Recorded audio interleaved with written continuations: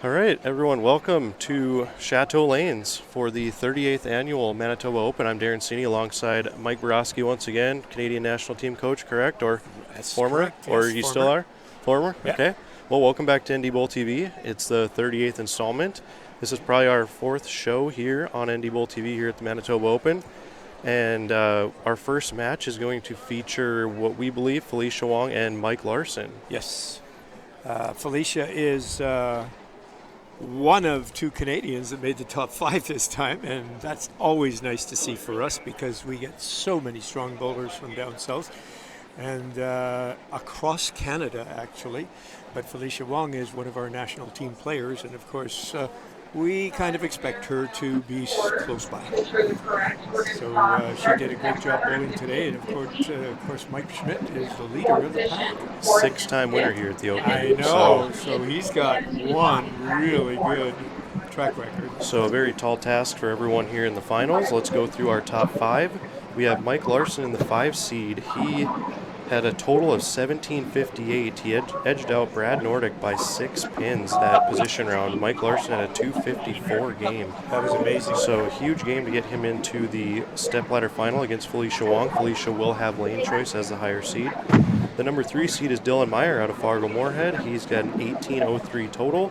The second seed is Eric Harvey out of Fargo-Moorhead at 1820. And then, like we said, the top seed is 6-time champion Michael Schmidt with an 1832. So everything was pretty close in the day 2 rounds. Yeah, it was very tight. Even in the position round, there were at least 3 or 4 players that, if they could get hot and get a string or something, they were definitely going to be close to making the step ladder. And that's what happened to Michael because he was 50 pins back, and he made the jump. So while we have a minute, we are going to be waiting for our first start. As you can hear, the local crowd is cheering for their boy Mike Schmidt. Yeah. Let's go over the scores yesterday because we're bowling on a little bit of a different pattern than normal. I know they have been alternating between the beaten path and Abbey Road here at the Open, but this year they decided to go with the new pattern. We'll show it to everyone on the screen here. It is the 2013 USBC Open Championship team pattern, so if any of you are familiar with that. It's a 41-foot pattern, has a 26 milliliter volume, so it's got a little bit of volume out there, which did hold up pretty well for the qualifying block. It is really a 10-game block. Yeah. Keep in mind when you're bowling 10-game blocks, I mean, sometimes you can bowl a house league and bowl 3 games and you say, oh my God, is it ever dry? But this pattern held up for 10 games and kept players in the approximate vicinity, that they all kind of played in the same area. So it meant shot making. Really good shot making is what made the difference. So for those players that made it, they were playing good. So who led our qualifying yesterday? That was Mike Larsen at a 22.06, so a 220 average, which he used a 289 game, which he had the front 10 then went 9 pin. And the 300 would have been worth $900. And since nobody shot a 300 yesterday, that will go up to $1,200 next year, so keep that in mind. Yes. Our cut line was Earl Sobokiewicz. Is that how we say it? Yep. That's pretty close. At 1984, so 16 under. So a pretty big disparity in scores there. Minus made the cut, which means for a pretty good tournament, pretty good oil pattern that holds up. Everyone kind of has a chance, which is good. Very challenging, and from my observation of watching the players yesterday and today, the big difference was yesterday because there were so many players on each pair. It opened up much faster. Today, there was only one person per lane, so that meant that the breakdown pattern was way longer. It played so tight, Daren. So very tight today. And that's even to say on the left side, because there were a lot of lefties in this field, more so than I've probably ever seen in a tournament. Yeah, as a matter of fact, on the first day, on the qualifying day yesterday, in the first half, the first 4 or 5 games, it looked like there was going to be half lefties that would make the cut. It just got tougher for them as it went along because it opened up a little more for the right-handers, and that let them bring their scores up a little bit. Right. Yep. Early on, like you said, the scores were littered with lefties towards the top. So they were huge. Yeah. And although we didn't have a perfect game, and we did indicate that Michael Larsen had a 289 in his last game yesterday, there were a couple of close ones today. When I consider some of the scores that they bowled, they weren't bad because the conditions I thought were a lot tougher today because they were tighter and tighter, and they had to play a little straighter. This is true, especially not having that traffic, so that the friction did not develop out there. We'll see what happens here on our TV pair. Yeah, I know these two pairs from over the years have been drastically different on our show. So they really have. They really have. And once again, we are just awaiting the start of our stepladder final here. Our first one will be Felicia Wong versus Mike Larsen.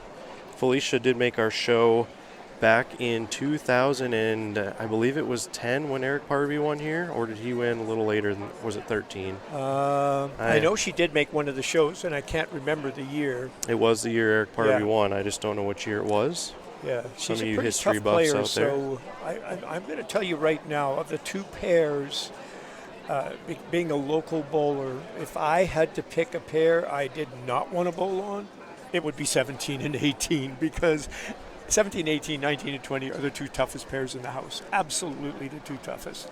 So right now, it depends on how they've been broken down and by which players and where they were tracking and where they were playing. So I think 15 and 16 is going to be a little bit easier than 17 and 18 is.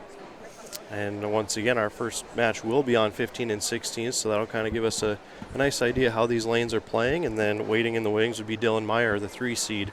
Here on 17 and 18, we will rotate back and forth, and as the top seed, Michael Schmidt must be beaten twice. That is something different about the Manitoba Open that not the other 3 majors actually use, so that is a very key detail to being the top seed in this tournament. And that's a very important point. When Michael was playing his position round, he was up here looking at the scores. He wanted to see how many pins he needed to have the chance to beat his opponent, because if he did by about 10 or 12 pins, then he would be the top seed, and he is. Yep. So he did a good job of that. And one key thing about this tournament too is the match play today awarded 20 pins for a win, where some of the other tournaments are 30. And I think that doesn't put so much of an emphasis on winning matches, because I think if that gets too high, then it's all about winning. Where in this case, if you bowled well and didn't win all your matches, you're still in there. So in that light, Mike Schmidt never lost a match. Yep. 160 points in wins that gave him that total. Yep. Because if you look at the average of both himself and Eric, the running pinfall, they were like 60 pins apart. Yeah, Eric actually had the highest scratch total he really in did. the match play. He really did. It's just a matter of who your opponent is and who you're playing against on what pair at that given time. I was joking earlier to good friend Mike Larsen here, who's sporting a Moorhead Spuds shirt. He said if he made the show, he'd go get a different shirt for me, and he didn't do that. But he's supporting his high school down there in Moorhead, so can't blame him for that. All right, well, I got some information sheets here. Let's get to know our competitors here. Mike Larsen, 53 out of Moorhead. He's got 17 300 games. He has a high series of 867. This is only his second time bowling here at the Manitoba Open. He missed the cut his previous attempt. He is a member of the Fargo-Moorhead Bowling Hall of Fame. He didn't put that on here, but we'll include that one. He is married to wife Lynn of 23 years, has 2 cats, no kids. He will be taking on Felicia Wong out of Calgary, Alberta, age 32, career high game 300, 838 high series. She did make the stepladder once, as we were noting earlier. She did finish 4th that year. Won the Canadian team trials in 2018, World Cup champion here in Canada, 2010, 2012, and 2016. And then intercollegiate at Wichita State, 2005, 2007. She's married, no kids, singer, music, ukulele, Lovely yoga. voice. Has a lot of talents, that's for sure. A lot of talents, yeah. She's been playing internationally for Team Canada for many years and has done extremely well internationally.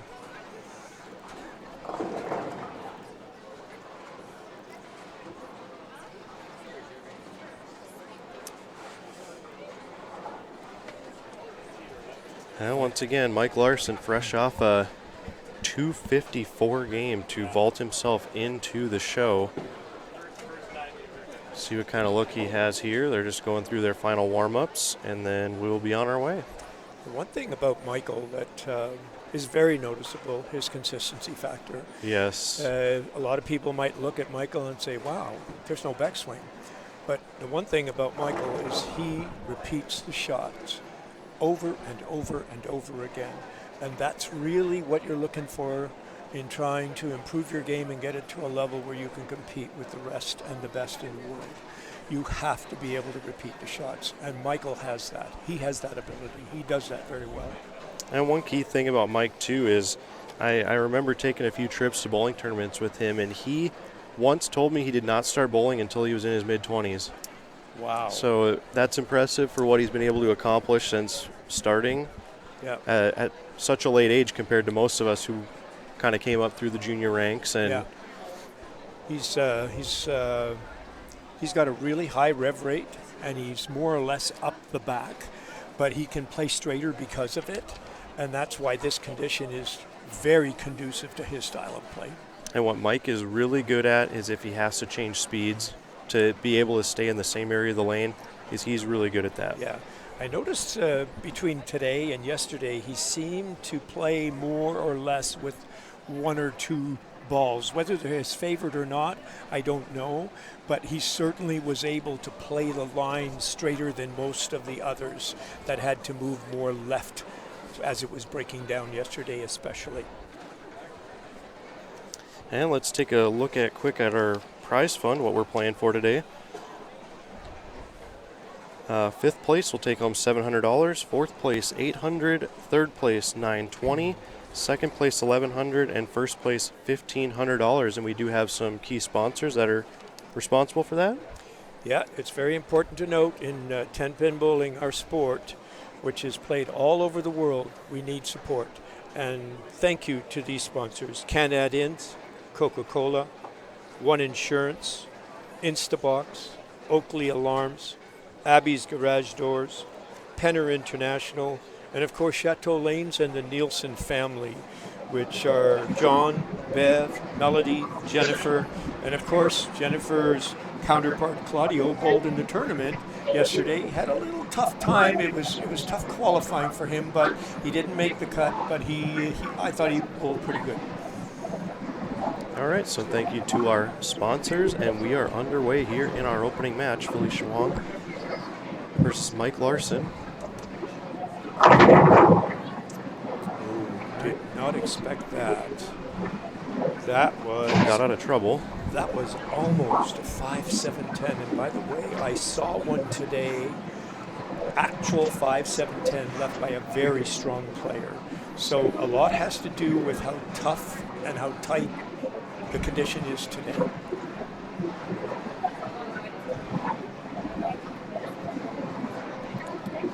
Again, if you're just joining us, please share the stream on social media. Let your friends know that we are live here at Chateau Lanes in Winnipeg, Manitoba. Beautiful 30-lane center. It's played host to all 38, I believe, correct? Pretty close. I think we had, there might have been 3 others that were in another center. Okay. Yep. All right, first shot for Mike. Well, as you can see, that's kind of what the pattern's been doing. If you get a little left, there's no hold there. It's going left. And if you try to swing it just a little bit too much right and get out of that narrow area you have to stay in, it ain't coming back. There's no recovery. No. It's a very, very much a shot maker's pattern. There's no question about it. I love the roll on Michael's ball. He has a really nice roll. Good rev rate.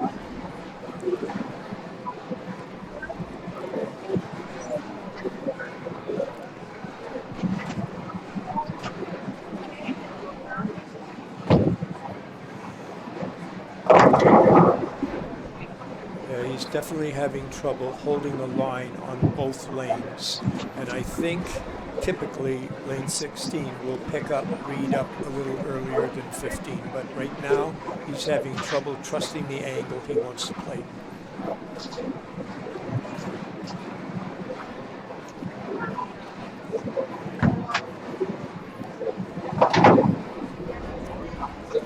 Oh, early mistake there for Mike, but he's still got time. It's early in the match here.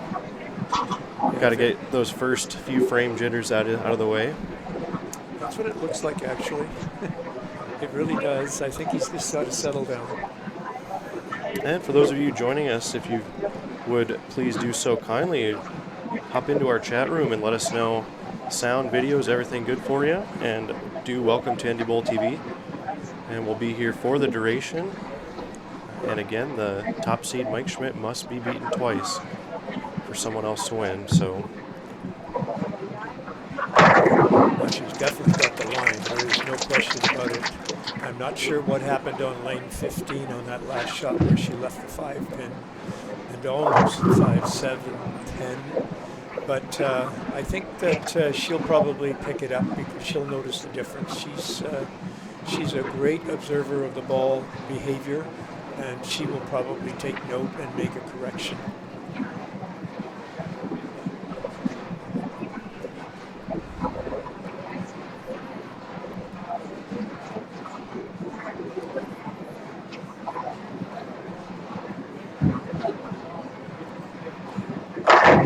Good call.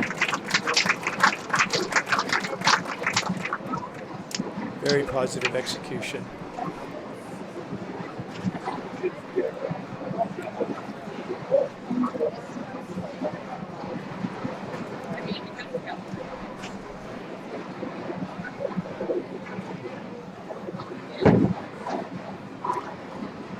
He's changed the line.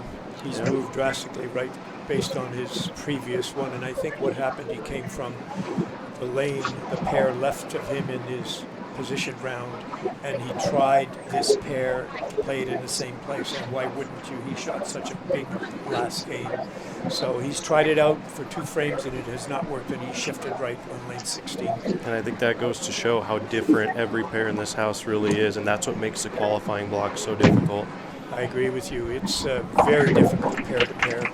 You may think you have something, but you've got to test it, and you've got to trust what you see.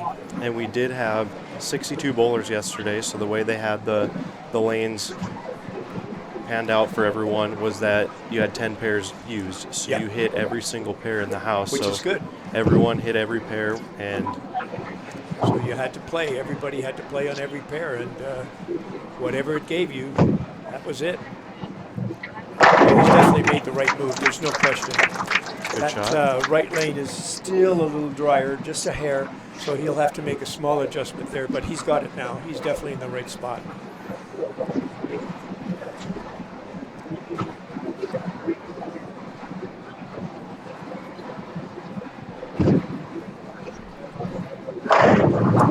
Felicia's a very methodical player.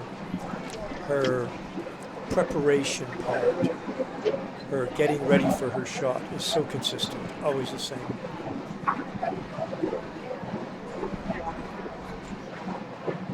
A little slow. ooh, it gets lucky. The gods may be looking down on that one. It's one thing about Chateau lanes is the pins, they will fly around, so you got to keep watching for a while. Yeah.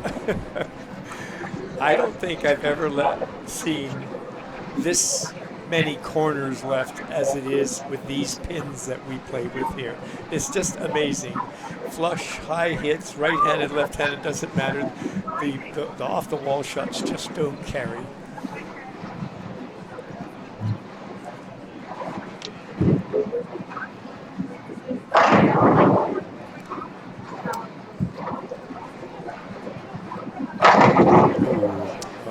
Hit a bad one, get one. Hit a good one, tapped. Welcome to bowling. Welcome to 10-pin bowling. It's just the way it works. I had a section yesterday in qualifying where I threw 2 strikes and then slammed an 8-pin and then followed it up with with 2 more strikes, so it hurts. It hurts, and I missed the cut by what, 23, 24 pins, something like that. 23 pins, yeah. You bowled very well. Just take away that first game. Yeah. I tried to pull an Andy Mills. He likes to start way towards the bottom of the standing sheet and then ends up towards the top. Except I didn't do the other part. Well, you were close.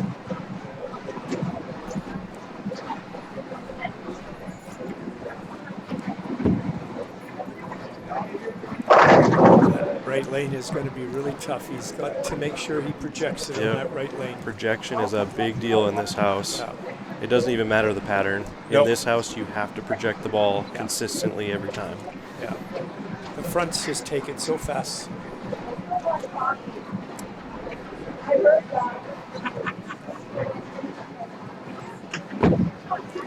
It's good pitch. He's a pretty good spare shooter. I haven't seen him miss too many spares. That's why I was surprised in that one spare that he had missed. But he's a good spare shooter. Very consistent. And just to tell you how important that is, one of our youth players yesterday never had a deuce, and I think she averaged 190. That's still pretty good out here. Yeah. Got that one a little wide. We definitely saw a lot of those this weekend. A lot of missing the head pin left and right, if you got it offline at all. He definitely did, yeah. He pushed it a little bit right. The left lane will actually do that. The right lane, you have to force it a little bit through the fronts. These are tough pairs.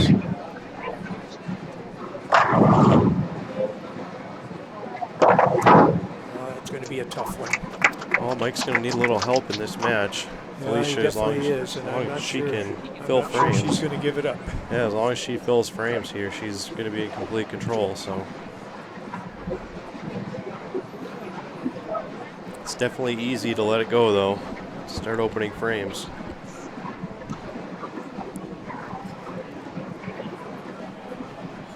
Again, if you're watching, if you could hit that thumbs up button on your player down below, please subscribe to our YouTube channel. That would be greatly appreciated. It is free, and it does help us out. Little wide. Ooh, almost got it back.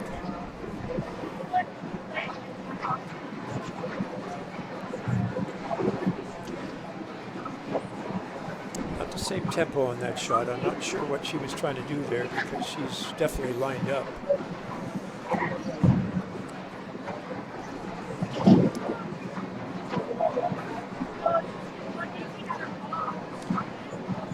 And as always, we have quite a few spectators here looking to take in the action here in-house. Spare and leaves the 5. Wow. That might have been the booth jinx right there. I was telling her to fill frames, so that was probably my bad. Unusual. That was my bad. She shoots a straight ball at all her spares, and that one in particular, she takes it head on, straight in line. If you had some angle there with that straight ball, she probably couldn't have punched it. But she's pretty good. She's a pretty good straight ball player. So we should thank the local bowlers for supporting this tournament and the Americans that showed up for this. 25 Americans, 29 locals. Pretty good split then. Pretty good, yep. She's losing it. That's 2 shots in a row that came up short. I'm going to say that the ball's reading out a little more, and she's losing the back end reaction. Was that a ball change? I feel like that wasn't, but there may be one. I thought maybe she was throwing the orange one to start the match, and now she's got a different one in her act, so not sure. We'll see.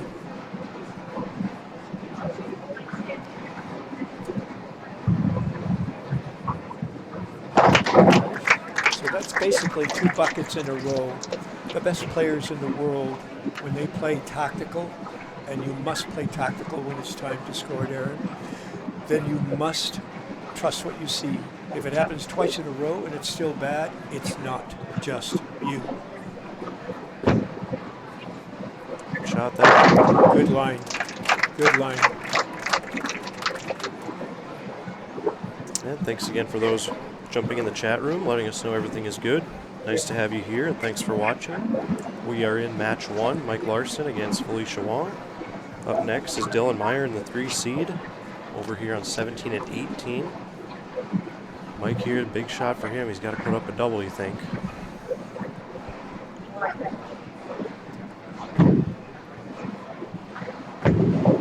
He's going. He's got a hook. He's going for it. The complexion of the game has changed entirely in one frame. The one frame she opened. Yep.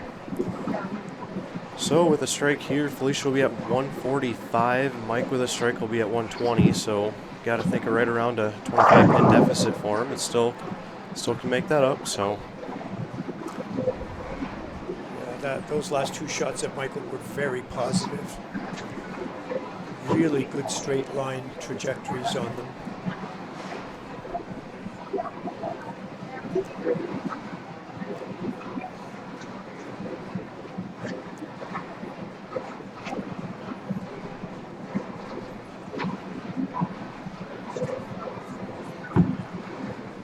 Looks good.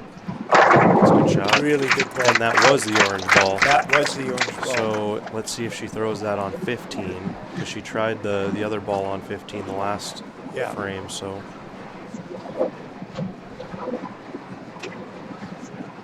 staying with it, or nope, getting the thumb. She's changing it. 2 balls, She's 2 changing lanes. it. Well, 15 is definitely wetter. There's no question. Looks like we got Robbie Sherbo in the chat. Where were you this weekend, Robbie? Were you busy? Should have been bowling. Hopefully we'll see you at some point in the next few weeks.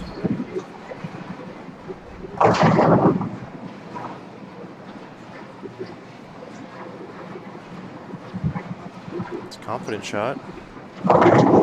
Still not the recovery though. Looks like that ball has a little more surface on it. Yeah, She's still struggling to get up the hill. definitely losing energy and can't get it back. Yeah. She may have to do a line change with it or go back to the other one and make whatever adjustment is appropriate.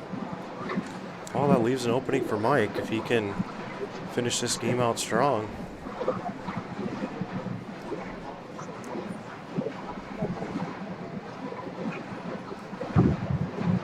Right at it. 5 there this time. Good spare.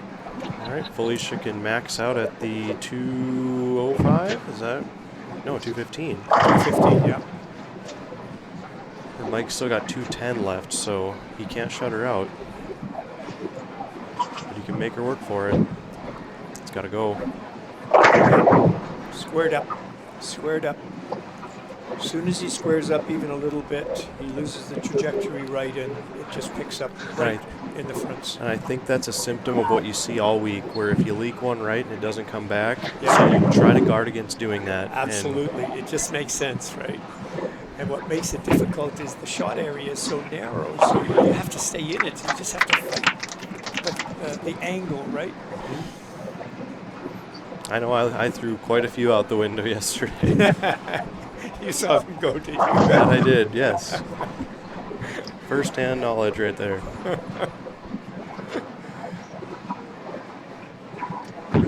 Good-looking ball. Oh, just snuck up a little bit. That was a really good shot.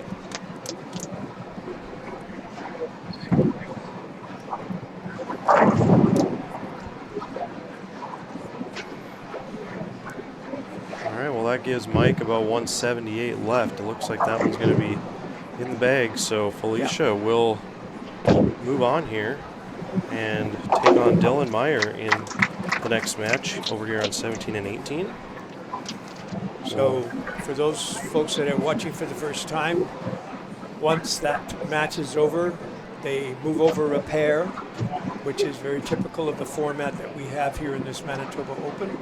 And that way, whoever won does not get locked in on the same pair. And we used to, many years ago, do the step ladders, Daren, and we verified this, where we played all 5 games on the same pair.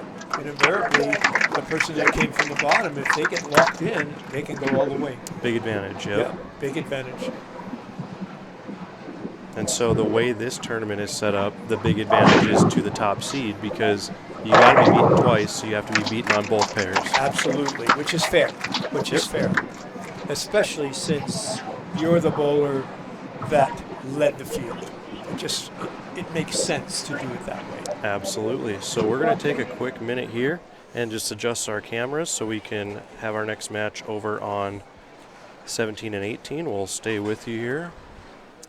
Yeah, Felicia's got this one in the bag, and she's just going to finish it up.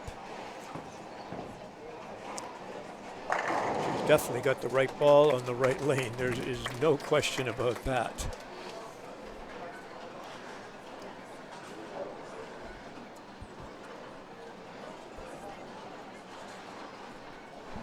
So other than just the one spare that she missed on the bucket attempt, she's had a really good game.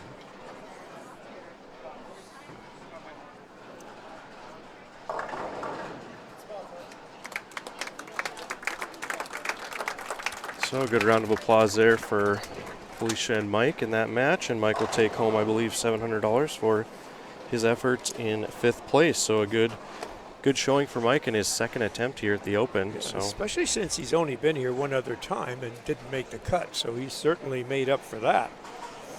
So we talked about the number of Canadians and the number of Americans. We got to thank the fellow Canadians across the country that came to this tournament, and they come from a number of places: Calgary, Edmonton, Thunder Bay, Regina. So all 3 provinces, Ontario, Saskatchewan, and Alberta, really support this. We don't expect other provinces. The distance to travel is so far that it makes it very difficult.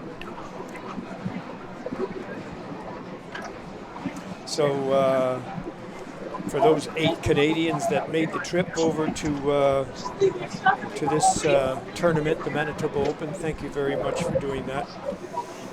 We really love seeing you guys every year.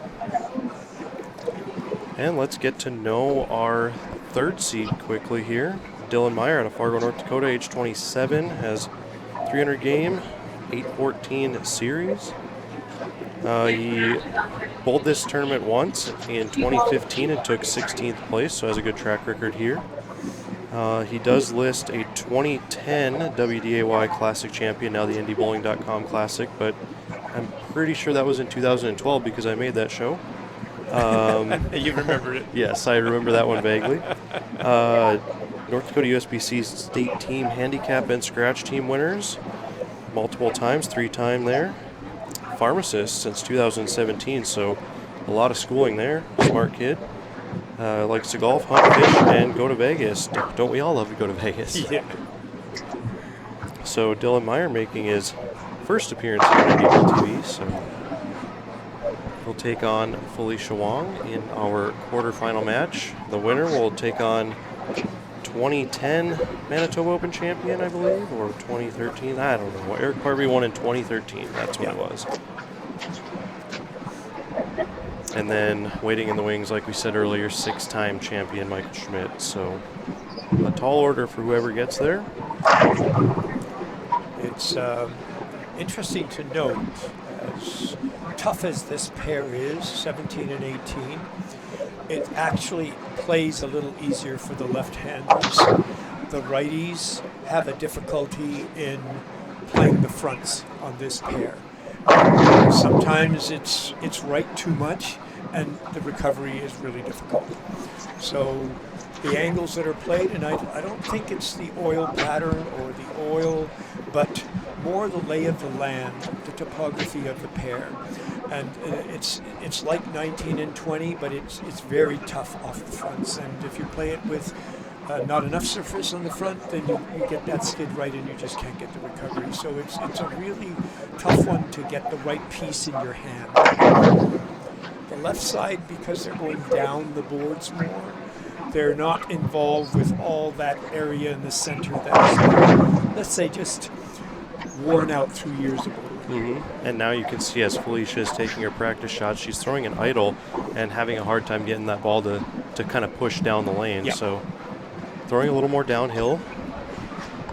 I bowled early on in the block with Dylan yesterday, and just like me, I had a hard time finding a decent ball reaction. But once he kind of got into the center part of the lane where he is now with that ball, he was able to stay there for a while. He did, and I like the way he played it today. He played it much straighter, and he didn't really have a choice. But yesterday it opened up for him really good, right? And he took out the left to right in the pattern, which on the right side you really have to do at times. Yep. He's really playing it straight. He's going right down it. He's not even thinking of letting it go right. All right, so as the higher seed, Dylan will get lane choice here. And then following this match, the winner will take on Eric Harvey over on 15 and 16. So that's what we do. We just keep going back and forth. So we'd have to say if Felicia could win this match, she may be a favorite because she's learning more and more about the two pairs and as they're changing for her. And there's nobody messing up that left side except the next lefty coming up. Okay, we're going to get our scores figured out here.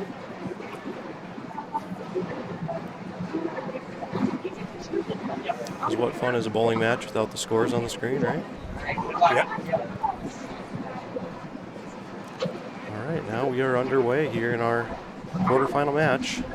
38th Annual Manitoba Open. Please share the stream with everyone you know on social media.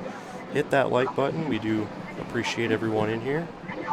Chris Massey question, who has won? Michael Schmidt, 6-time winner, is the top seed and must be beaten twice. And just to let everybody know, Jack Nelson was back for his 37th year. He was. And only an illness treatment kept him away from hitting all 38, which is extremely impressive. Yeah, very impressive. You know, he did not play all that bad today. It was just a very tough shot. And sometimes that little open that sent it right just did too much damage to him. If he could have played a little bit straighter, I think he had a good chance of making it. It's always good to see Jack out bowling, and hopefully we see you at all the tournaments coming up.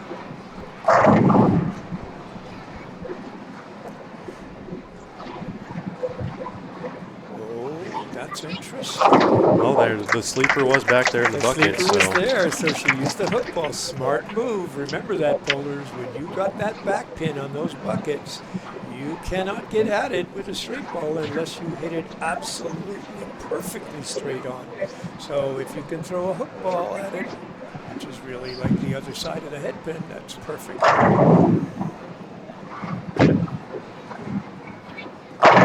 First shot for Dylan. He is playing it straight, isn't he?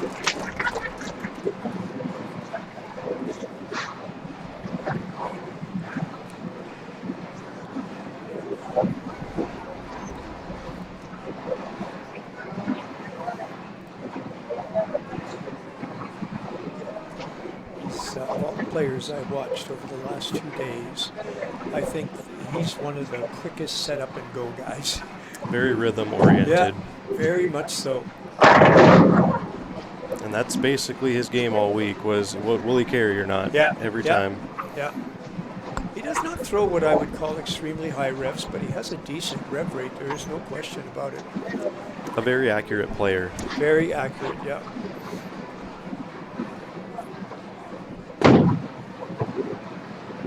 Thank you, Dylan, for picking that up. I didn't want to jinx him there. Again? Accurate player, We've done that to many people over the years. Not on purpose, I might add. Yeah, I seem to do it once every tournament that I do a show, so. You do more shows than I do, so yes. The odds are in your favor.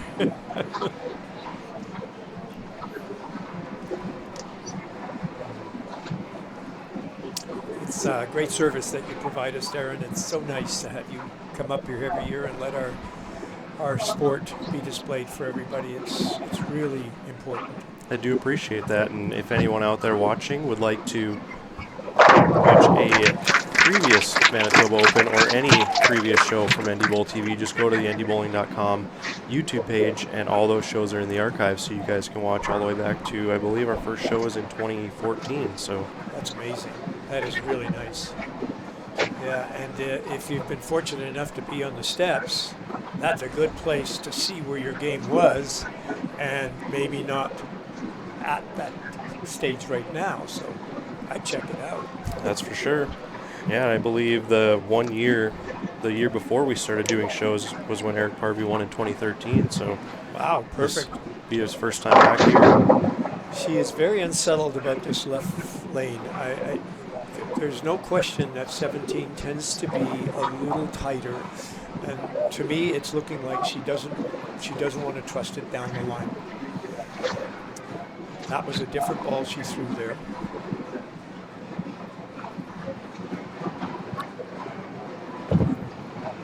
Great spare shooter.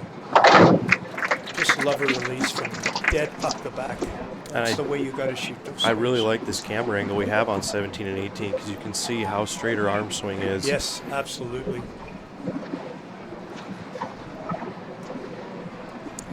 So one of the things about this pattern that differs than the house shots, let's watch.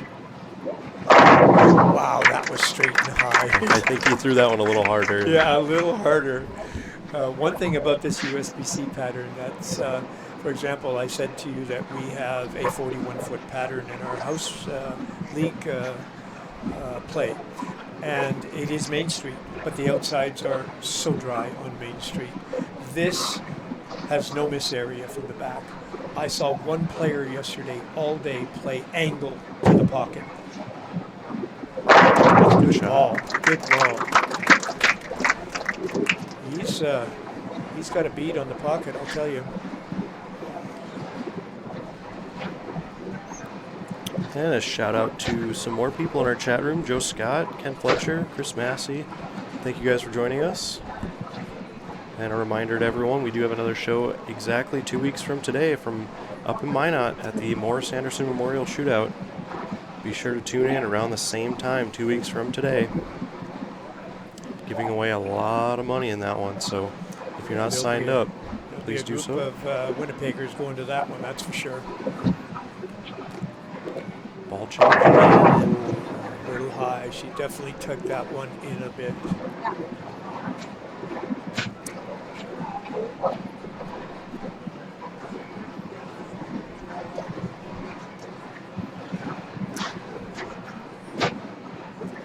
She looked more lined up in her warm-ups.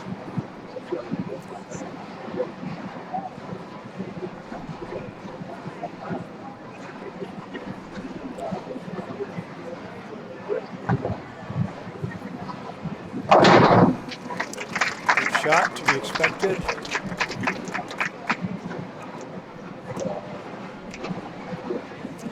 I think she's got to figure out this left lane because right now it's creating a problem for her. She's just second guessing her release here. She's changing the ball again. So she's pretty convinced that she needs the other ball for this left lane. Looks like an idle, roto grip idle. Yep. Very popular ball out there right now. It is.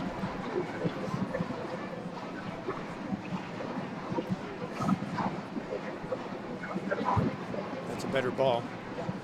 That picked up, but it was definitely a better ball. So she may be able to move a little bit now. So part of the getting lined up routine is take your first shots on each lane, make a read, make a decision, then make your changes and take your next two shots. They say if you can line up the first 4 frames, then you're probably going to be okay. Sometimes it doesn't work that way and you're using too many frames to try and line up. That's a big key in qualifying when you go from pair to pair is to not waste frames. And it's so hard to do here, especially in one of those first 2 frames. If you make a bad shot, then you're guessing. You can't even count it. Then you're guessing. You're absolutely right. They have to be your best shots. Dylan, quick up. Now that's the risk you take, I think, in that line. So that line, that's exactly. It's either that or a 5-7. That's the risk you take playing there. I mean, and I think he's willing to take that risk because look where he is right now. So yeah, he's doing okay. But like you mentioned before, there were some pretty powerful players leaving 5-7-10. So I mean, it's the nature of the house as well. It is, yeah. And I think the condition made it a little tougher, but everybody I talked to said, yep, it's tougher, but it seems fair. It forces me in an area that I have to play, and I can't go outside it, so I've got to make good shots. And that's exactly what it played like yesterday and today. He's pretty confident. I mean, he left an 8-10, and it didn't faze him. He probably thought, well, sooner or later I was going to get one. Sure. Yeah, he's still in good shape in this match. So he's got very little angle of entry. He's very strong. Okay, left the 7. I saw a lot of those. I think my first game yesterday I left 3 Swisher 7s. It's a pretty popular leave on the right side. Yes, so. yes. Just hold him back.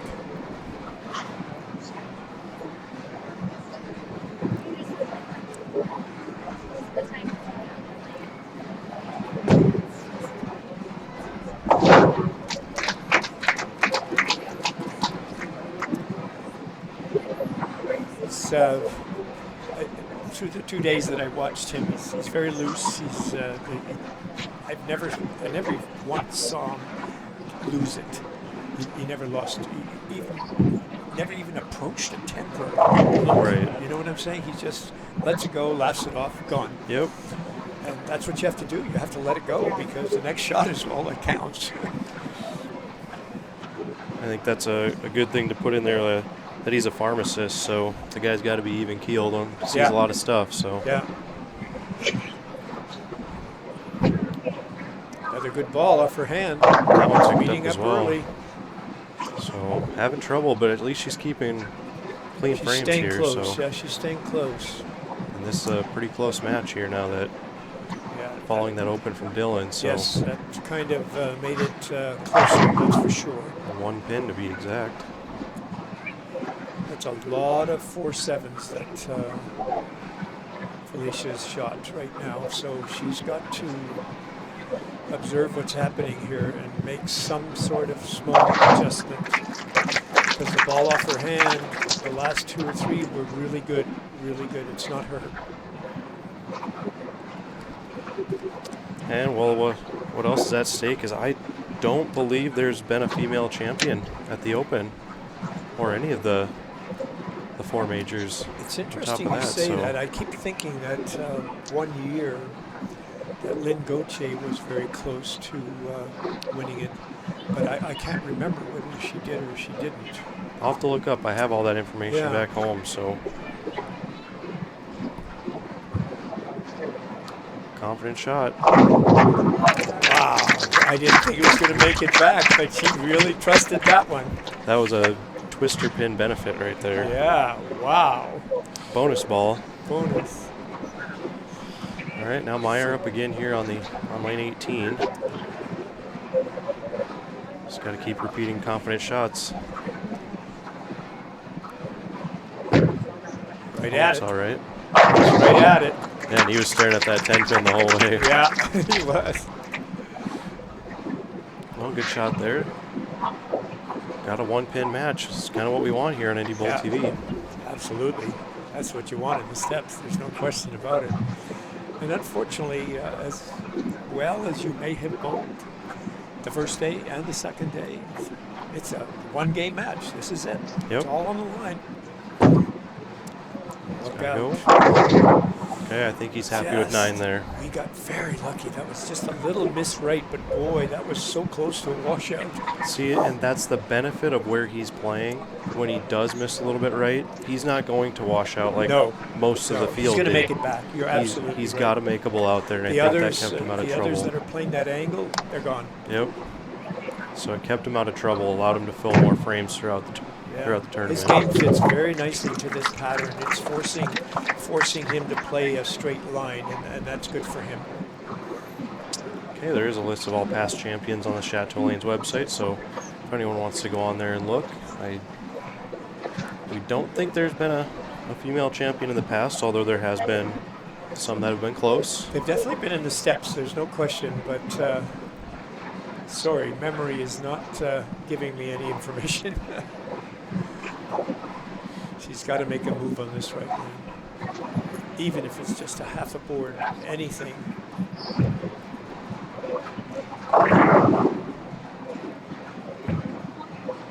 Gotta hurry. Oh, she stole that one. My gosh. She trips the 3 from behind. I think that was the 8 pin that gave it a nudge. A 9 pin, sorry. Couple lucky shots there. Wow. And it gave her a double. That's the big thing. Big shot. Wow.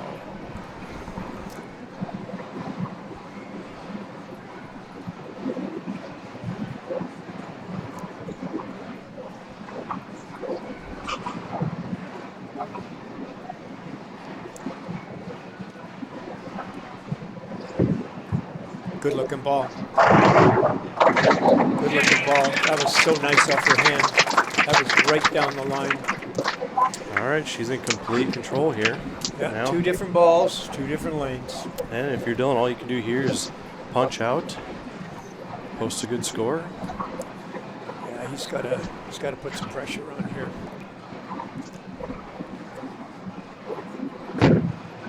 Look out. There's that 7 again. Yeah, that was close. He's had a lot of ball speed though, so he's playing a straight line is definitely an advantage if you can use speed for it. Again, a big thank you out to everyone watching today. Please hit that subscribe button, hit the thumbs up on your YouTube player. That's greatly appreciated. It is free.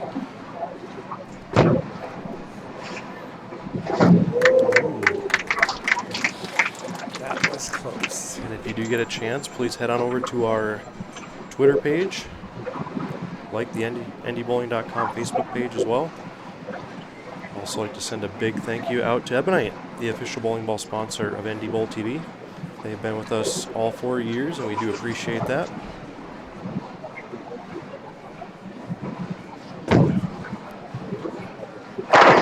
We packed that one in.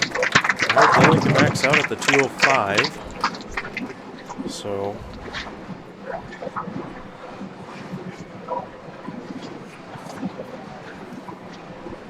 a good game nonetheless. But Felicia is in complete control here.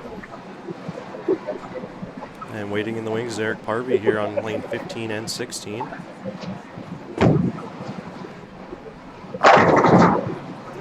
Soft Could have hand. used that. Could have used that.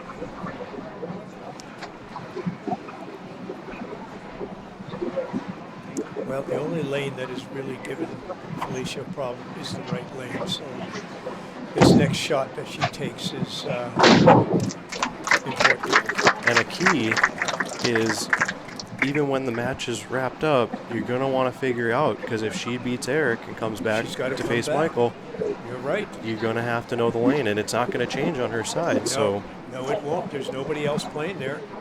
And the only other lefty she's going to see is going to be on the next pair to the left.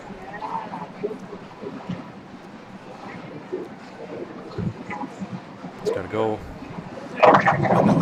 This right lane is a picnic. She's got to get something else for that right lane.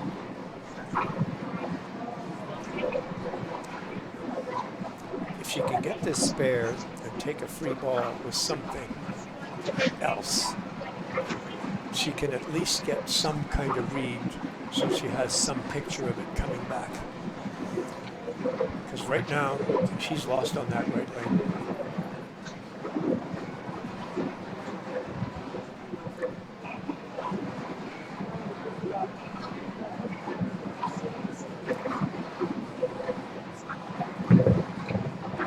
Gonna get the back one.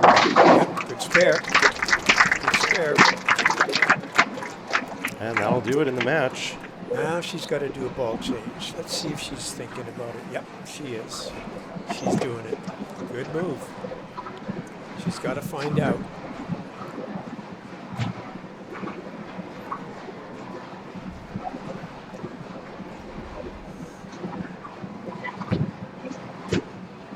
Looks like she's a little to the right, and yeah, much better reaction. I like that. That's even. There's no jump on that. all right, so Felicia will move on to face Eric Harvey here in the semifinal match. And the winner will take on 6-time titleist Michael Schmidt. So we will adjust our cameras quick here. And considering that Michael has to be beaten twice, he's going to have time.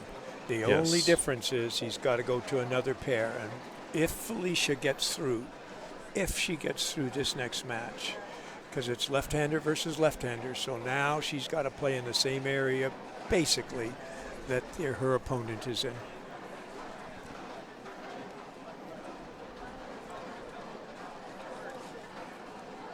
So we didn't have any perfect games, but we did have some high ones. Michael Larsen had a 289, as we talked about, but just some note, Clem Parole, a local, he didn't make the cut, but his very first game out of the chute yesterday, 266. It's a good way to start. Yeah, it's a good way to start. 140 pins better than me. Yeah, I was just going to say, yours was not close to that. But you have to include, too, that I was second from the bottom after one and then almost had the high game pot in game two. So I had a recovery, and at one point I was within the cut. I think it was after game 7. Actually, you were. I was Yeah, within you the cut, absolutely were, yeah. And I thought you were going to make the cut. In fact, I remember walking up to you in the early part of the day and saying, you're going to make the cut. Yes, down on the high end of the house. I do remember that. Yeah, if we could avoid those under 140 games that I tend to have. I missed the cut last year by 30 with a 138. This year I missed by 24 or so with a 128. You know, you could live with them if they're, about 65, about 70, but when they're too low, they're so tough to get back because it puts pressure on you to try and get more strikes, which the condition's not giving away anyway. Right. So you've got to try and stay tough and even. That's why I'm so proud of some of the youth players that took on this tournament. Reed made the cut. First time he's in the Manitoba Open. He's a local youth player, and he made the cut against all of these guys. He didn't have a great day today, but you know what? He's going to remember this experience, and that's important. So nice to see that the local youth players are taking it on. Marissa Naylor, of course, as usual, she's on Team Canada. So she will be playing internationally again. And, of course, we have other youth players that played the tournament.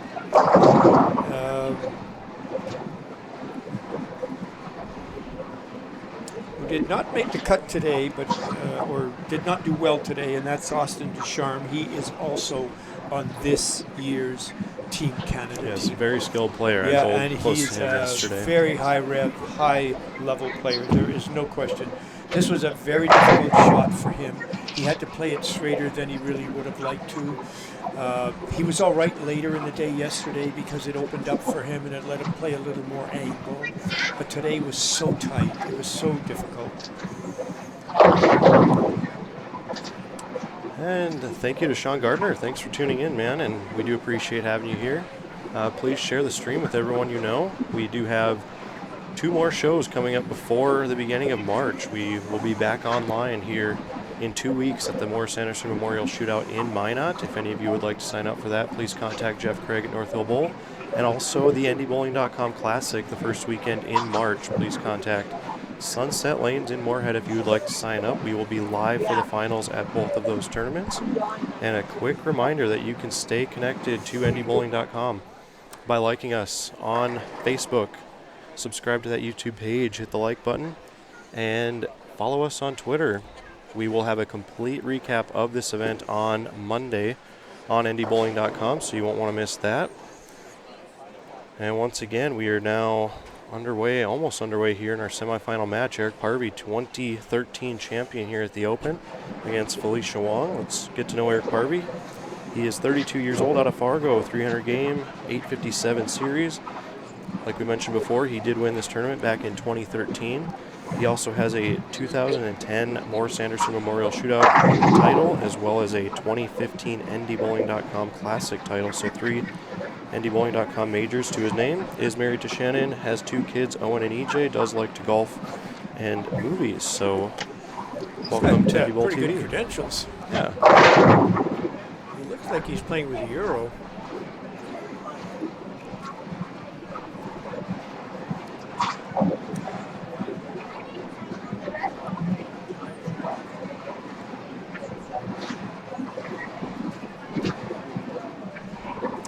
So I wanted to make one more point about a youth player that played for the first time this year, and he's got many years of youth playing to go, and that's Evan Gauthier.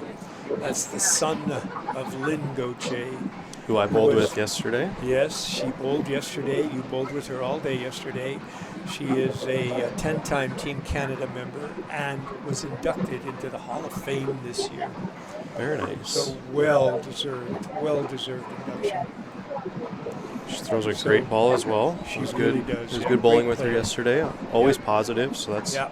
nice to have when you're bowling a pretty stressful tournament like this. Yeah, she's a pretty experienced player, and you learn that from being on Team Canada that many years, right? And we're underway here. Felicia Wong versus Eric Harvey in our semifinal. And this is where that knowledge from that first match comes into play. Yeah, she's definitely got some confidence, I think, on this. Definitely this pair that she's on. I'm not so sure about this one yet, but we'll see when she comes back to it, if she gets through Mr. Parvey. A lot of revs on this guy's release. That's a good ball.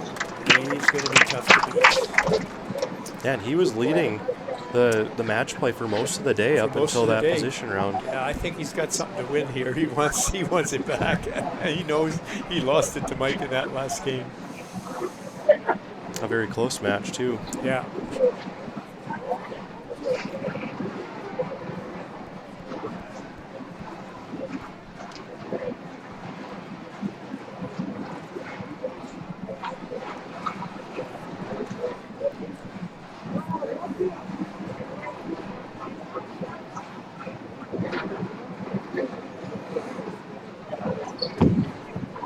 Lynn got away with it. Got away with it. He's got such nice speed, though.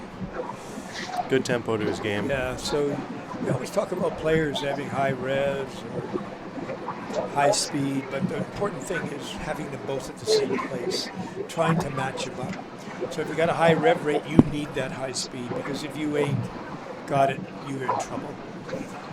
Because high revs means hook, and you need the speed to balance that out. Yeah, for those of you up-and-coming bowlers watching the show, that's a very important thing to learn as you're learning to hook the ball. Second frame for Felicia. Good off her hand. Started rolling a little early. Yeah, definitely picked up.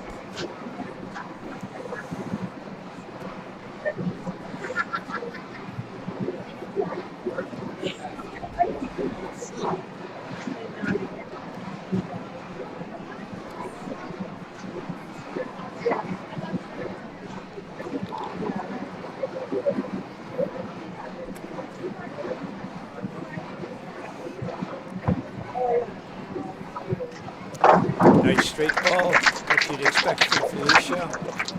Right at it. For those of you that do not throw a straight ball at your spares, please take the time to learn how to do it, because you will become a much better spare shooter. Then it has nothing to do with what's on the lane at the time. As long as you're accurate, you're going to make your spares. Absolutely. And I am guilty of that from time to time, to try to hook at my left side spares, and it gets me in trouble. I am too. Oh, she lost that off her hand. Oh, that's a she good did 8. not catch that. That sailed on her. She just missed it at the bottom. She has a very quick release, and it's not often projected over the line very far. And it's quick. And sometimes she just misses it.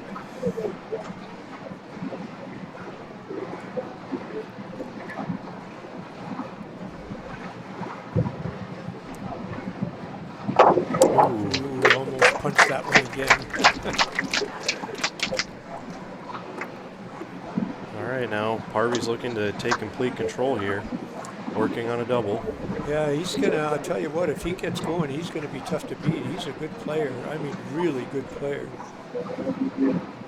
So now that he knows 15 and 16 well, in the event that one of these two players wins this match, Exactly. are they going to, is Mike Schmidt going to think, do I have to take care of this right away on 17 and 18? If I was him, I would do that. Because both of these players have knowledge of 17 and Absolutely. 15 and 16. And when you think about it, Mike's got to search. He's got to search. Yep. So. Because he did bowl position around on 17 and Yep. 18, and he didn't have that good of a look at the time. So. Yeah, so he's going to, I know he's going to be looking because of that. So it's really important that he goes after it as fast as he goes. I know he's only got 4 warm-ups on each lane, but he's got to find something really quick. He can't wait for the frames to come. He's got to do it in his warm-ups. And that's one thing to note. Even though he has to be beaten twice, it's got to be important for him to want to take care of it right away. Don't use that second game. Don't use it up, that's for sure.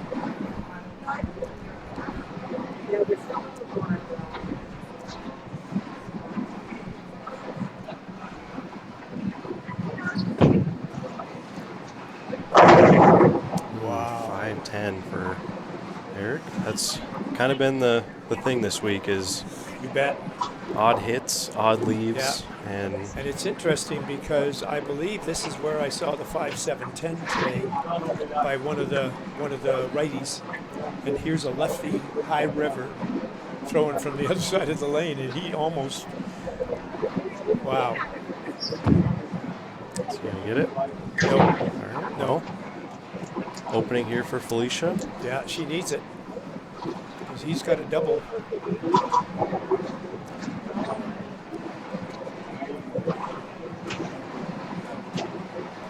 Yeah, she's changing the ball. She's making the ball change. This is going to make a difference because she's not getting the reaction that she wanted.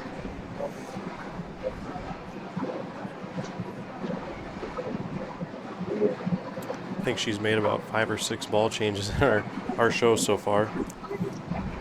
Yeah, she's going to the same ball that she finished with on 17 and 18, so a little more smoother reaction based on her last frame even, here. I agree, more even reaction.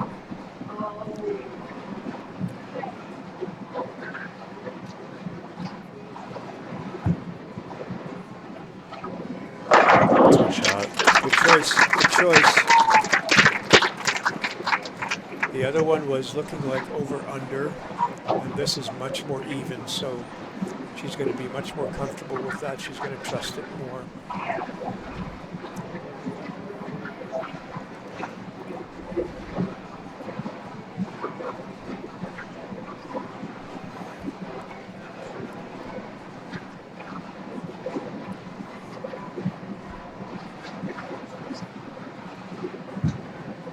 Good looking ball off her hand. Little high. Did you get it? Oh, there was a roller. Touch high. There was a roller back there. Just missed the 6-pin. Yeah, almost had it. I think the toughest pin in this house to carry is the 10-pin or the 7-pin because anything off the side walls finishes in front. They don't line up on the pin. I've seen a lot of messengers go in front of the corner pins this week. I mean, I don't send a lot of messengers myself. Just watching other people. Yeah. Well, these are not wood pins, and we noticed a difference because we have another center in our city that has wood pins, and this center has always had these plastic pins. Twister pins, the twisters, and the corners are so tough to carry. That was a good shot. It was not bad. It's a good shot.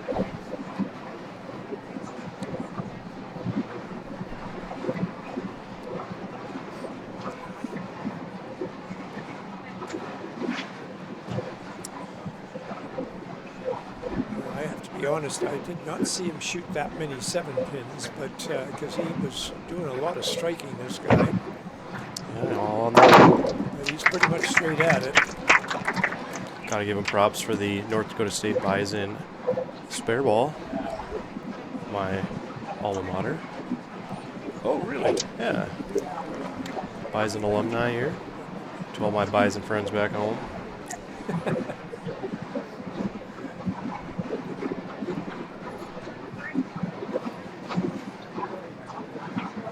So now does he make a move off of that last shot that he 5-10'd on? That's a good question because gave it a little more. Oh, he definitely gave it more room. All right, it's a good 9 there. I thought he got that one a little wide. It's a little hard from this angle from where we're standing, but that lane 15 has been the problem for the left-handers. There's no question about it.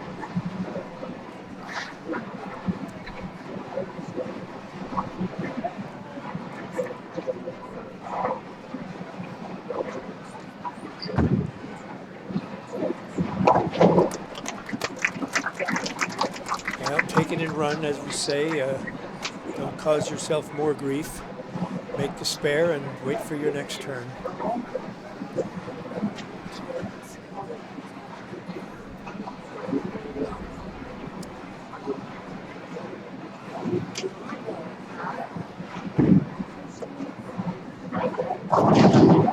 Felicia is playing with a lot of confidence today, and that's good. Yeah, she led for most of the qualifying round yesterday. So. Oh, that was so good. An 8-pin for a left-hander. That is, you cannot throw it any better.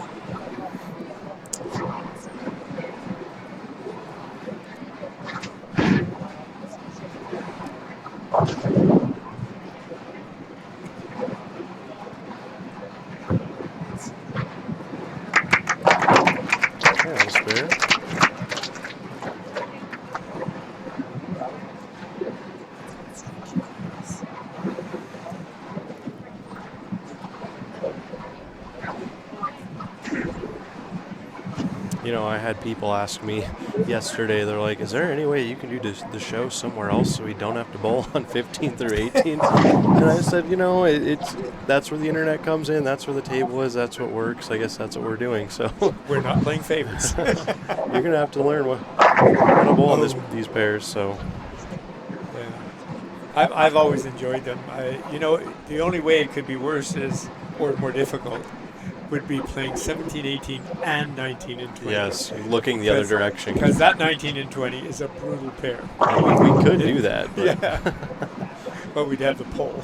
Yeah, there is a support beam right there. Yeah.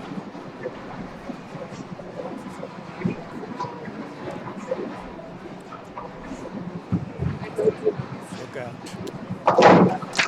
Yeah, from our angle, it seems like that was a little left, but I thought she missed it left. She covered it, so she's pretty good at that 7th. All right, so 7th frame here for Harvey, 2013 champion, looking to get back into the winner's circle here in Manitoba. I think they're both playing very safe. This is a good lane. This is that left lane coming up. It's a tough one. Yeah, this is a big shot for him to put a double on the board. Yeah.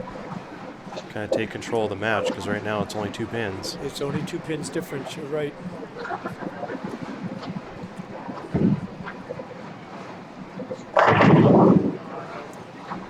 For those that are listening to some other pins fall, that's Mike Schmidt practicing, getting ready to come into the step ladder. Yeah, top seed, and they're going to have to beat him twice. Oh, again.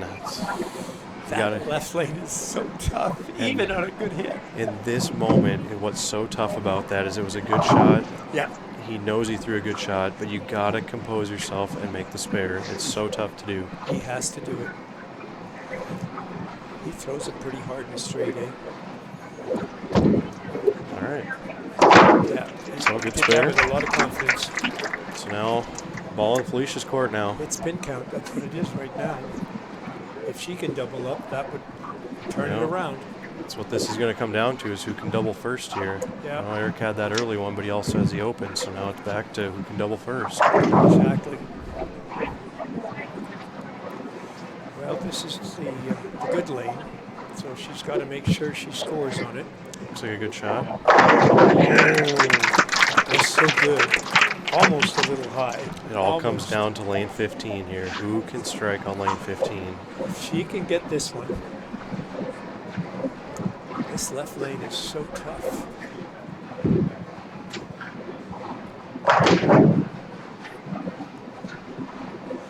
saw her reaction after she had the exuberance. She just calmed herself down. She just, because she knew she had gotta to throw another shot. Gotta be calm, gotta right. be composed. Yep, it's a big shot here.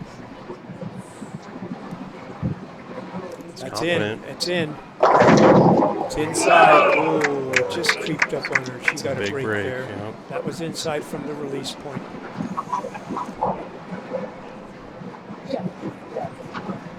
It's so hard not to be second guessing. You have to kind of keep a very positive image of what you want it to do rather than seeing what it's been doing, because that lane is that tough.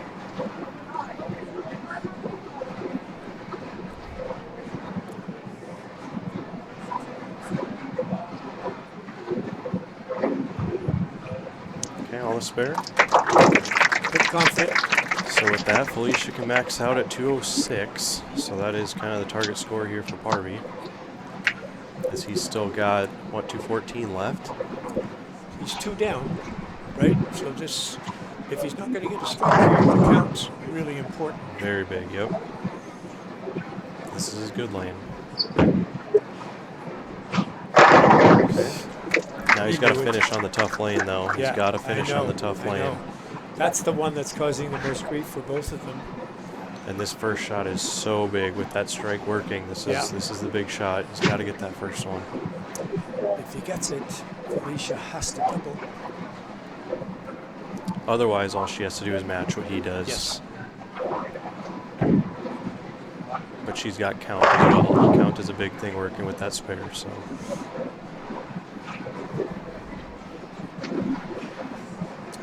Big shot here.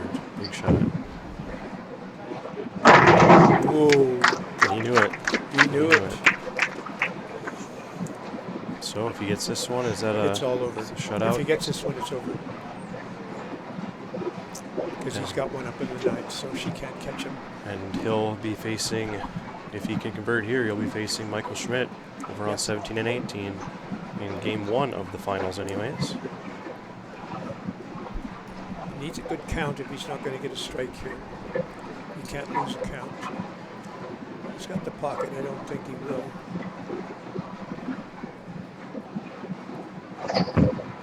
That's wide. Wide. He only got 6. Oh, there's the count that you were talking about. Oh, the count was more important than anything. So now that gives Felicia a few options. So she's got an opportunity here. So he's got to finish it off. He can get to 200, and she would have to double. Yep. Double 5 to win.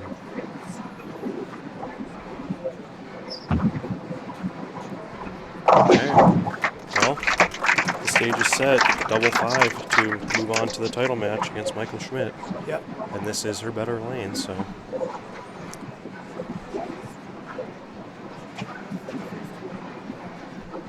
It's just about carry, that's all.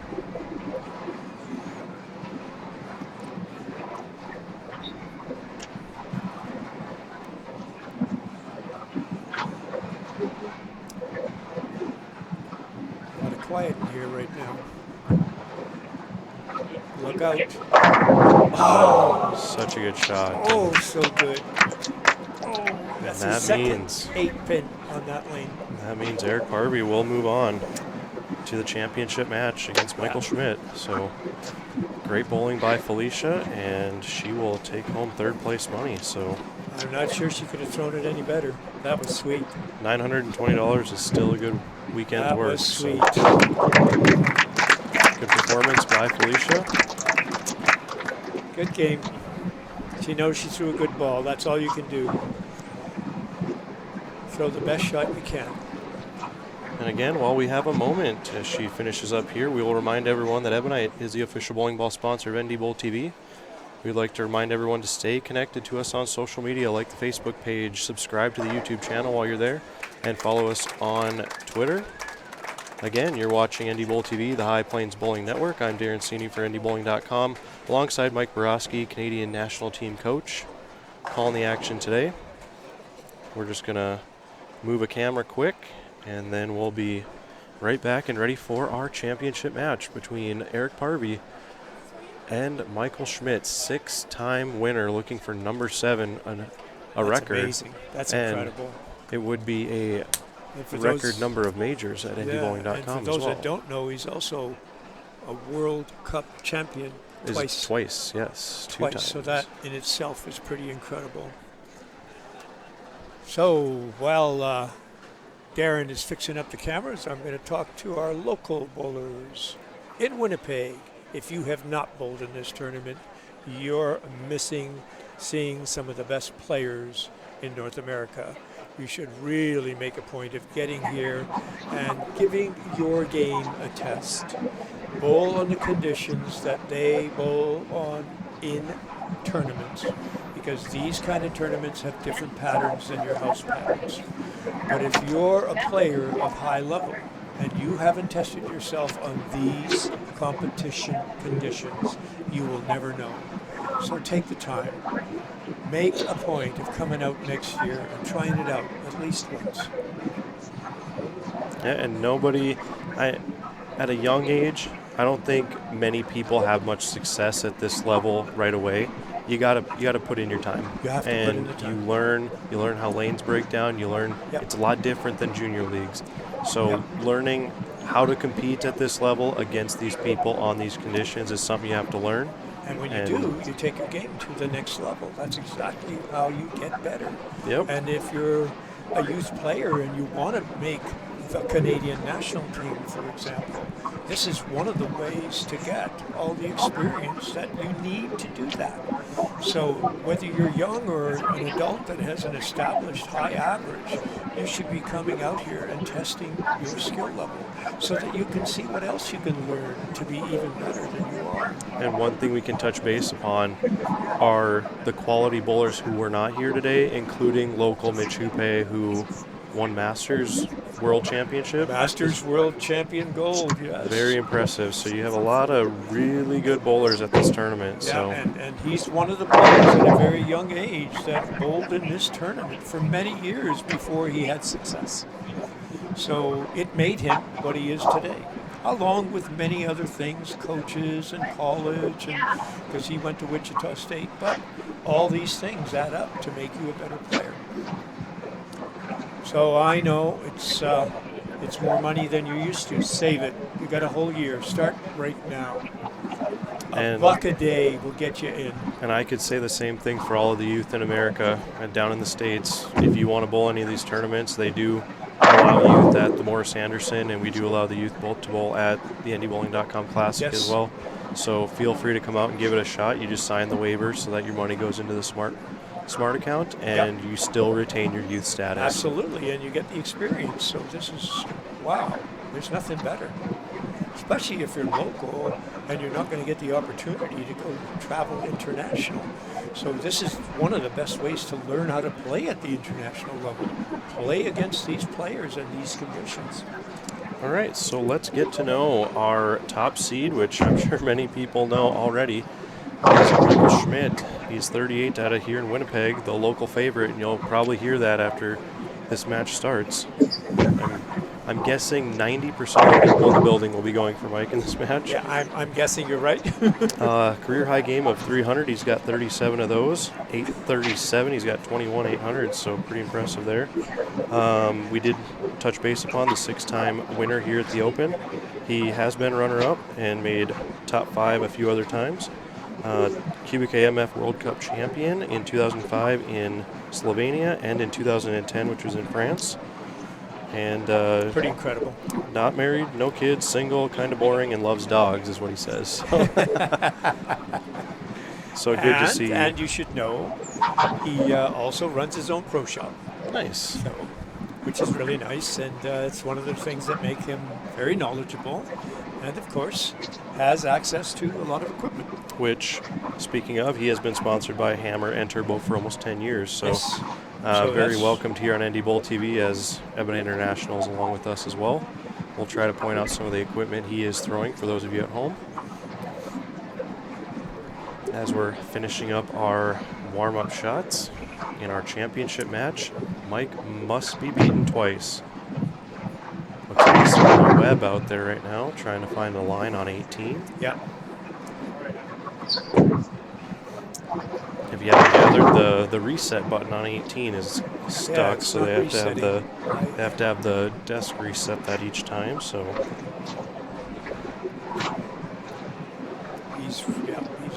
the front counter is trying to do the recycle. That is very strange. I don't think we've ever had that problem. yeah, I think the button is actually stuck in, so it's kind of wedged in the. I see somebody's pushed it maybe too hard, or from one side versus the other side. So now Mr. Harvey has prior knowledge, so he does have a slight advantage here.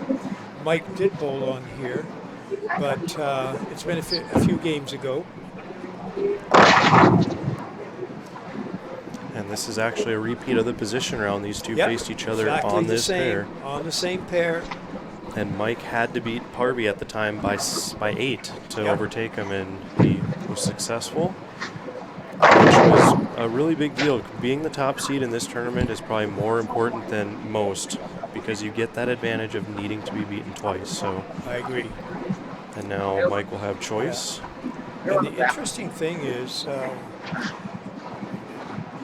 it wasn't a give-me to anybody because the condition played so tough.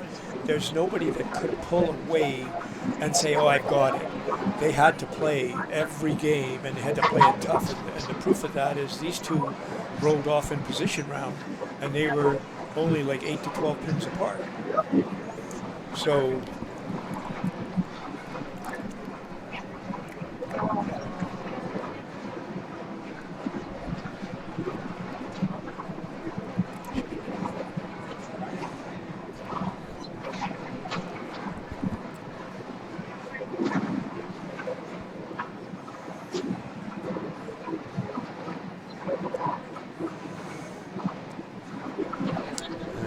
Eric ran to the bathroom quick, so Mike is just going to take his time for a moment,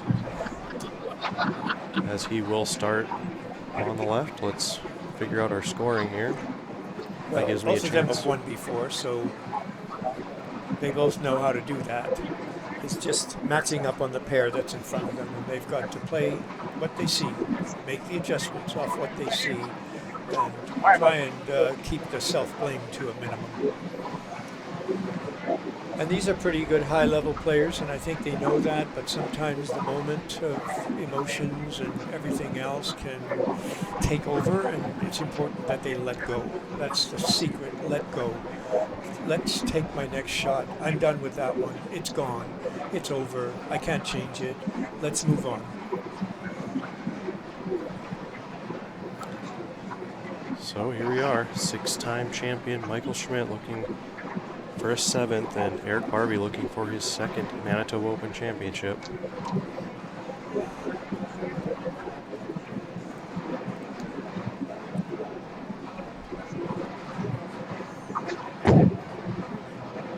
Likes it. With the messenger in front of the 10. Right in front of the 10.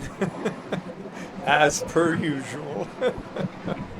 These twister pins never disappoint.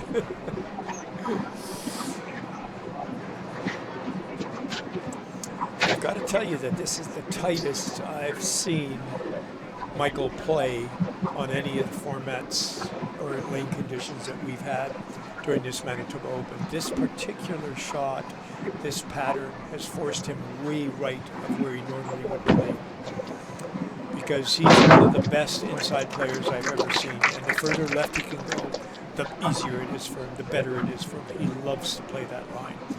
And one of the things that a lot of people don't realize is he is a natural for it, because his visual perception forces him to walk left in order to hit what he wants to.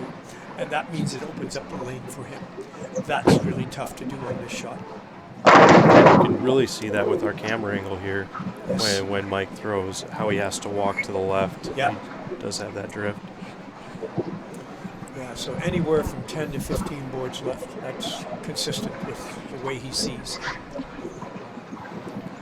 And you can't change that, folks. Some of us see straight, walk straight, swing straight. Others converge. We have a couple of locals that converge. But look at shot. Spare. He thought he had that one. There's another 8-pin, right? So he had a lot of entry angle on that shot, and that's why that 8-pin.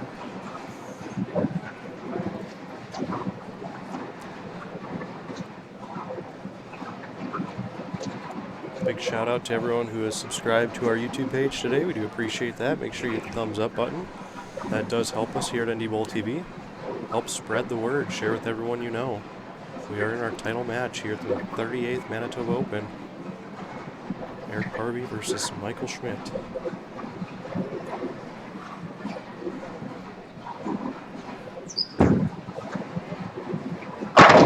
Wow, that was such a good shot off his hand. And that's one of those confidence shots because it's the first shot you threw on that lane. So now he feels locked in. Yeah. Going so back he can take it to the other lane now. Going back to wasting frames, like he didn't have to search for anything on 17. Yeah.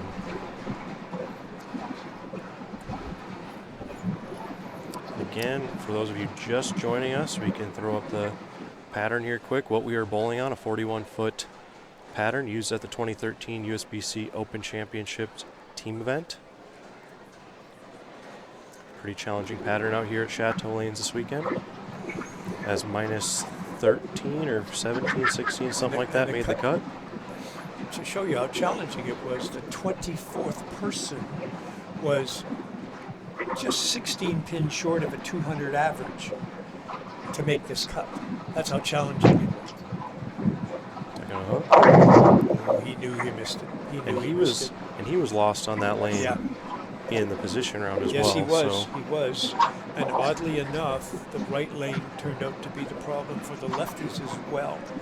So it'll be interesting to see what Eric does when he comes back to that lane, because like you said, he's threw such a good shot on 17. He should be able to take a great deal of confidence over there, so we'll see what happens. And you did see Mike kind of motion there. There is a slight imperfection on 18 on the right side at about 30 feet. Depending on where you land the ball, you're absolutely right. And there's a little dip there. A little jump, and that's what he saw. And I don't know if it's something he's going to want to try to go around, but I know that's been made known to the staff, and they're going to repair that as soon as possible. But I think that was discovered this weekend, oddly enough. Yeah, I don't think, like maybe something has come loose, or just maybe, I know they do use fillers sometimes to fill up some of the cracks in between boards and stuff like that. The change in the weather, I mean, a lot of factors. Yeah. It gets pretty cool in here at nighttime, and like most places, the heat is turned down a little bit.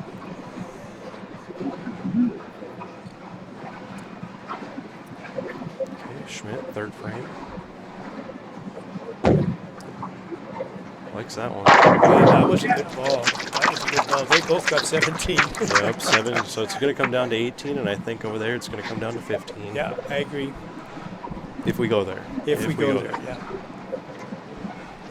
I don't think Mike wants to go there. I think he wants to get it done right now. So Eric's the one that's going to have to push the envelope here.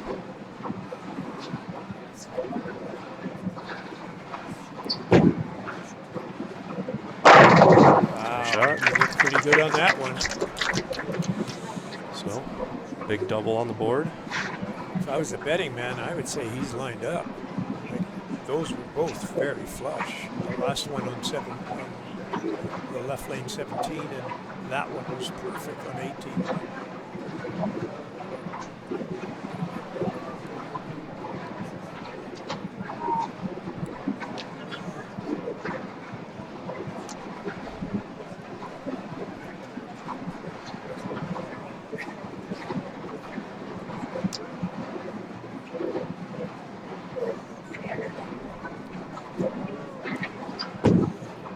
Little wide, no problem, no problem. I'm not sure he would have got away with that on 18, but.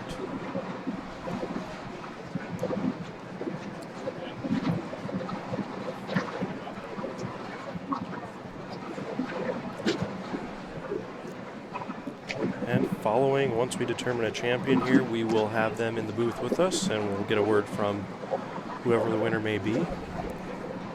Whether could be after this match or after the next game. If Eric wins, we will go to a winner-take-all match on 15 and 16. If Mike wins, it's over.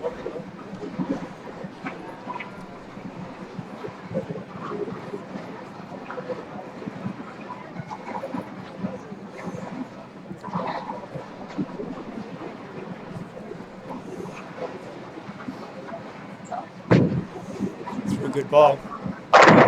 Still came up high. He threw a good ball. That lane is definitely reading up early on him.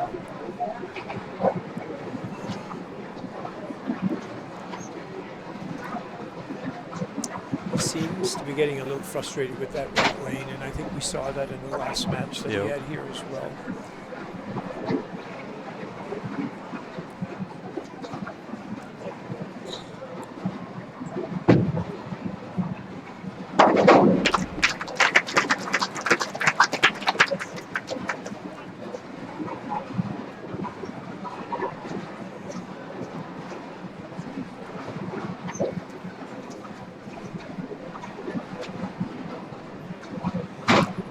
This is definitely his good lane, so the important thing is here to keep this one going until he can find lane 18. Michael's a very methodical bowler, and he has a routine that is the same every time. And he does take a little bit longer than some of the other bowlers, but he's very consistent.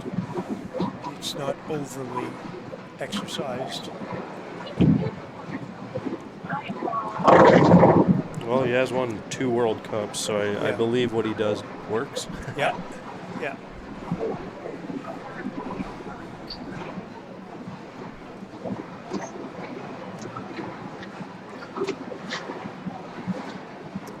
I'm surprised that one didn't come back. I didn't think he missed it right that much.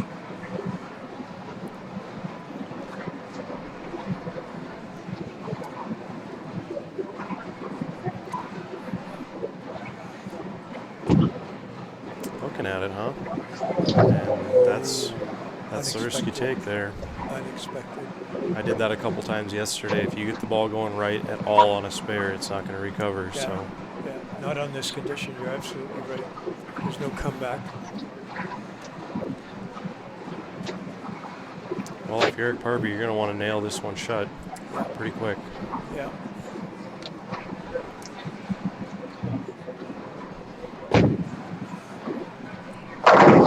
Early, but he's got a makeable left, so. Yeah, that was a little high, but clean hit.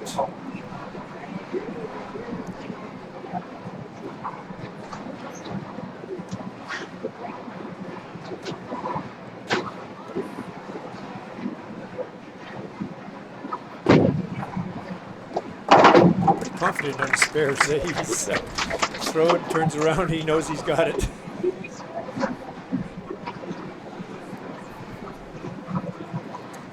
Well, he's definitely got a good rhythm going here, and with that open by Mike.